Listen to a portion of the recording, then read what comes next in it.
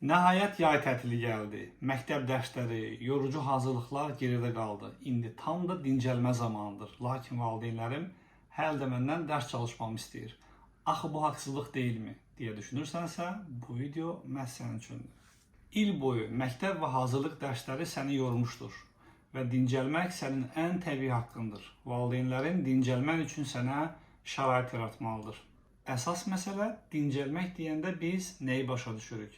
Əgər sənin ali məktəbə imtahan vermək, imtahanlarda yüksək nəticə toplamaq, iləridə ali təhsilli mütəxəssis olmaq kimi bir dərdin yoxdursa, bəli, dincəlmək sənin üçün bütün yay tətili boyunca yemək, yatmaq və gəzməkdən ibarətdir.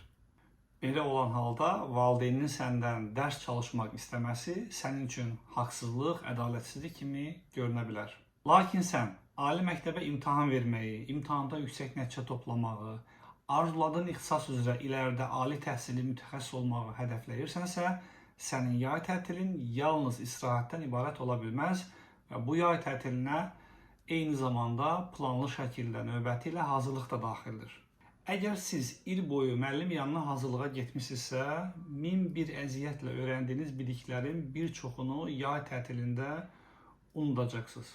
Odur ki, sentyabrda öyrəndiklərinizi xatırlamaqda və dərslərə adaptasiya olmaqda əziyyət çəkəcəksiniz. Əgər sentyabrda 3-0 öndə başlamaq istəyirsənsə, sənin bu yay tətilində həm yaxşı istirahətə, həm də gözəl təkrar planına ehtiyacın var. Öncəliklə təkrar etmək istədiyin fənləri müəyyən elə. Daha sonra bu fənləri yay tətili müddətindəki günlərə böl.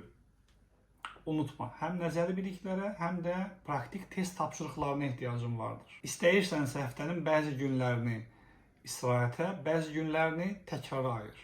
Və yaxud da günün müəyyən saatlarını istirahətə, müəyyən saatlarını dərsə ayır. Sənə necə rahatdırsa, o şəkildə bir plan qur. İndi isə ən yaxın dəftər kitab ləvazimatı mağazasına gedirsən, ən gözəl dəftərləri, bloknotları, ağarcıları, qələmləri alırsan və işə qoyulursan. Unutma, həyat seçimlərdən ibarətdir və sən uğurlu olmağı seçmisən.